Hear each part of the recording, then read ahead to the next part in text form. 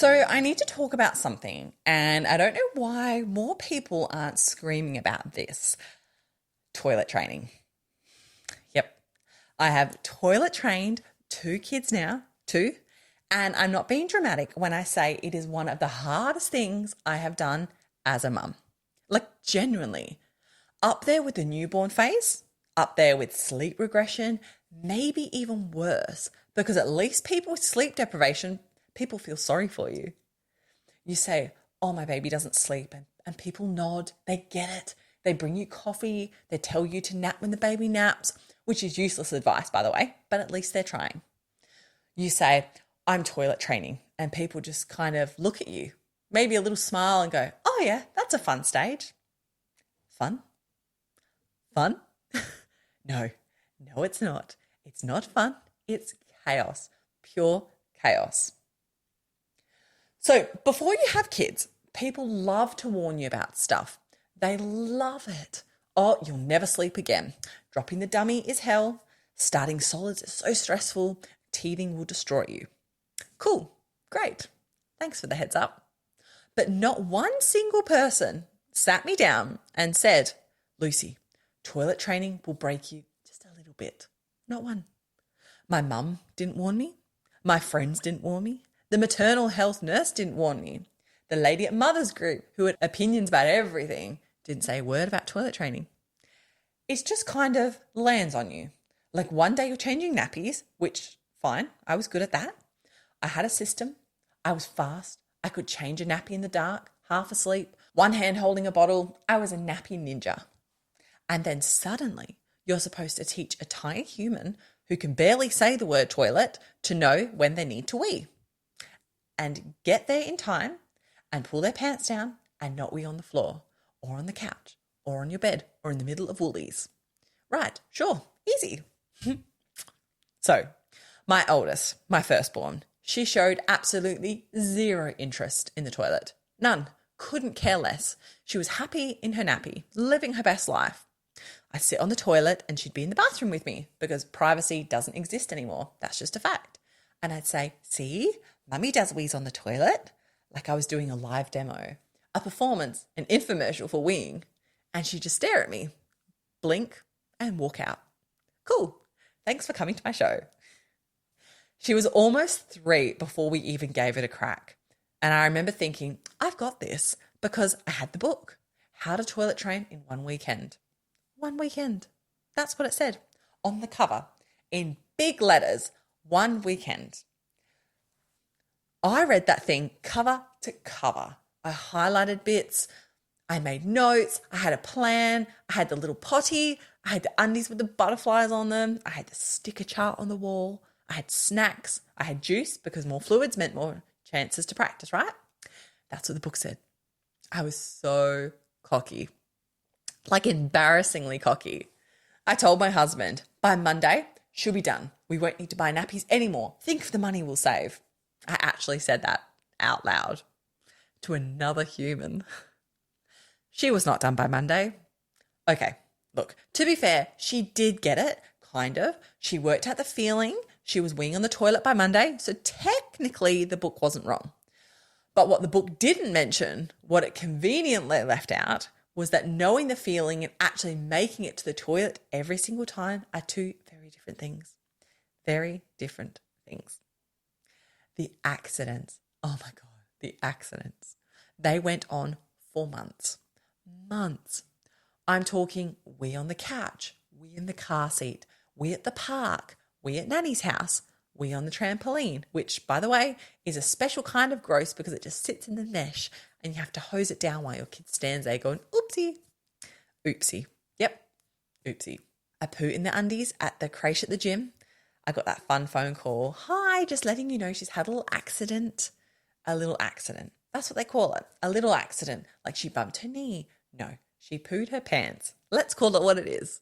And every time I'd be there with the wet wipes and the spare cloths thinking, the book said 1 weekend. I started to take it personally. Like, what am I doing wrong? Is it me? Is it her? Did I miss a chapter? Did I not read the book right? Should I have brought a different book? Is there a secret book that actually works that no one told me about? And then you start Googling, which is always a mistake, always. Nothing good has ever come from Googling a parenting problem at 11 p.m. Why is my toddler still having accidents after 3 weeks? Is it normal to still have accidents after 2 months?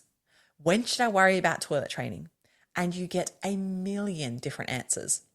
Some say it's normal. Some say you started too early. Some say you started too late. Some say you should go back to nappies. Some say never go back to nappies. Some say use a reward chart. Some say reward charts are bad. What do you want from me? And no one talks about the laundry, the sheer volume of laundry. I was washing undies and pants and sheets every single day, sometimes twice a day. My washing machine was working harder than I was, and that's saying something. I bought like 15 pairs of undies, 15, and some weeks that still wasn't enough. And the car seat, the car seat. If your kid has an accident in the car seat, that's it. That's your afternoon gone. You're pulling the cover off, trying to work out how to unclip all those straps and buckles, which, by the way, were clearly designed by someone who hates parents. And then you're soaking it and washing it and trying to get the smell out. The smell. I won't go into the detail, but you know. And then there's going out, leaving the house, which used to be stressful enough with a toddler, but now you're leaving the house with a toddler who might wee at any moment. So you've got the spare undies, the spare pants, the spare socks, because somehow the socks get wet too. Wet wipes, a plastic bag for the wet stuff, maybe a towel in the car seat just in case. You're basically packing for a natural disaster every time you go to the shops. And then you get there and the first thing you hear is, "Mummy, I need to go." And you're running, holding their hand, dodging trolleys, trying to find the parents' room. And you get there and they sit on the toilet and nothing. I don't need to go anymore. Great. Awesome. Love that for me. There were days I wanted to just put her back in nappies. I'm not going to lie. I thought about it more than once. Just go back, forget it. We'll try again at 4, 5, 18, whenever. And I felt so guilty about that. Like I was failing. Like every other kid was getting it and mine wasn't. Like I was the only one scrubbing wee out of the couch cushions on a Tuesday night, wondering where it all went wrong. But we stuck it out. And she got there. She did. It just took way longer than any book told me it would. Way longer than Instagram told me it would too. Because you see those posts, day 3 and she's fully toilet trained with a cute little photo of a kid on a potty giving a thumbs up. Good for you, Karen. Good for you. That was not my experience. My experience was more like day 30 and she's still weeing on the floor, but at least she tells me about it. Progress. And then it was time for number 2 and I dreaded it. Like full body dread. You know that feeling when you've done something really hard and you're finally on the other side and then someone tells you that you have to do it again? That's what it felt like. I knew what was coming. I knew about the accidents, the laundry, the car seat covers, the public toilet dashes, the Googling at midnight, all of it. And I just thought, I can't do this again. But here's the thing about kids. They don't care about your plans. They don't care that you're tired. They don't care that you're still recovering from the last round. My youngest, she was keen. She was only 22 months and she wanted to do everything her big sister did. Everything. If her sister brushed her teeth, she wanted to brush her teeth. If her sister wore a dress, she wanted to wear a dress. If her sister sat on the toilet, yep, she wanted to sit on that toilet. She'd follow her sister into the bathroom and try to climb up. At 22 months, with her little chubby legs, trying to go on the big toilet. And part of me was like, oh, great, she's showing interest. This is good. And the other part of me was like, no, not yet. I'm not ready. Give me 6 more months. Give me a year. Give me a break. But you can't really ignore it when your kid is pulling the nappy off and trying to sit on the toilet. That's a pretty clear sign. So we didn't even get much of a break between the two. I'd barely recovered from round 1 and round 2 was already starting. She picked it up much quicker. I'll give her that. It clicked faster. Whether that was because she'd been watching her sister or because every kid is different, I don't know. Probably both.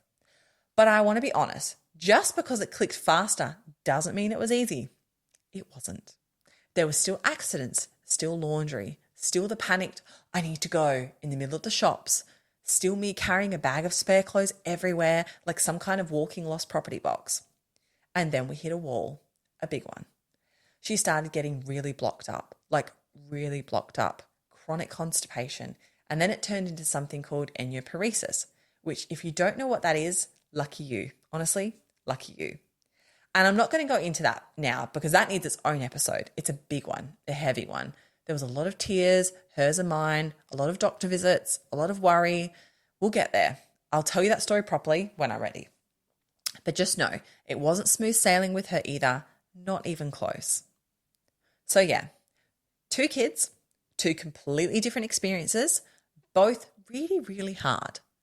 And I think the thing that got me the most, the thing that really messed with my head, was that I just wasn't ready for it.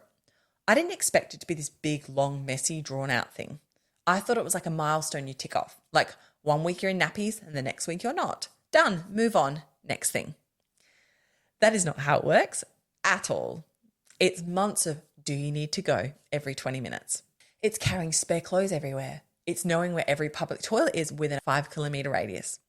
It's cleaning wee off places you didn't even know we could reach. It's sitting on the bathroom floor at 7 a.m. while your kid sits on the toilet singing Bluey songs and nothing is happening. Nothing. For 15 minutes. And then they get off and we on the floor 2 minutes later. That's toilet training. That's the truth of it. It's also the conversations you never thought you'd have. Like, I have said words like, did you wipe? More times than I have said, I love you. And that's not a joke. That might actually be true. I've inspected poos. I've cheered for poos. I've done a happy dance in a public toilet because my kid did a wee and I was so relieved I almost cried. I have become a person whose entire mood can be changed by whether or not a small child has used the toilet. That's who I am now. And the nighttime stuff. Oh, don't even get me started on the night training. Because day training is one thing, but then someone casually mentions, oh, are they dry at night yet? And you just want to scream. One thing at a time, please. One thing at a time. We're still in pull-ups with my youngest and I don't care. I genuinely do not care. She can wear pull-ups to bed until she's ready and I'll deal with that later or never. Never is also an option. And if you're in it right now, if you're listening to this while sitting on the bathroom floor, waiting for your kid to do something, anything, I just want you to know that I was on that floor too. Probably crying, definitely swearing under my breath, absolutely questioning every choice I ever made.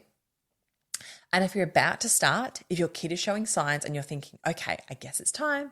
Look, I'm not going to scare you. Actually, no, I kind of am. It's hard. It's really hard. It's gross. It's tiring. It's boring. It's frustrating. You will question your sanity. You will question your kid. You will question that stupid book you bought. But your kid will get there eventually on their own time, not the book's time, not Instagram's time, their time. And you'll survive it. You will. You'll come out the other side smelling faintly of wee and carrying way too many spare undies in your handbag, but you'll make it. And then someone will ask you, so when are you starting night training? And you want to throw something at them. All right, I need to go. Pretty sure someone just yelled out that they need to go to the toilet, which, yeah, that's my life now. I'm basically just a full-time toilet assistant. That's my job title. Put it on resume. Lucy Dalton, registered nurse, toilet assistant, professional poo cheerleader. Glamorous. Really glamorous. All right, I can hear mum. I better go. That's my cue. Thank you so much for tuning into this episode of the Real Mummy podcast. Remember, every mum's journey is unique and you are doing an amazing job. Please be sure to head over to our website at www.realmummypodcast.com to stay up to date with the latest episodes and dive into our recent blog articles filled with even more wisdom and stories. We absolutely love connecting with our listeners, so don't forget to follow us on social media. You can find us on Instagram, Facebook, and Twitter at Real Mummy Podcast. Join the conversation, share your thoughts, and become part of our supportive mum community. And I'd love to hear from you. Have you got a topic you want covered? Do you have a guest you'd love to hear from? Reach out to us through our website or social media. Your input is invaluable and helps us to create the content that matters most to you. Thank you for being part of the Real Mummy podcast family. Until next time, stay strong, stay kind to yourself, and remember, you're never alone on this journey.